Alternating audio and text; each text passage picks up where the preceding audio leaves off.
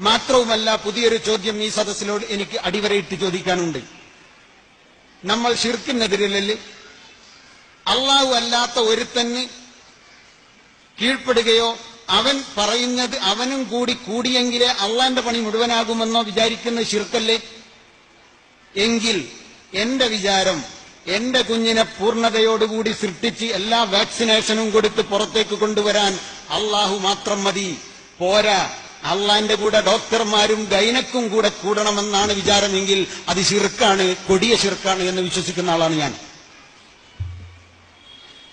നിങ്ങൾ എങ്ങനെ വിശ്വസിക്കണമെന്ന് എനിക്ക് നിർബന്ധമില്ല.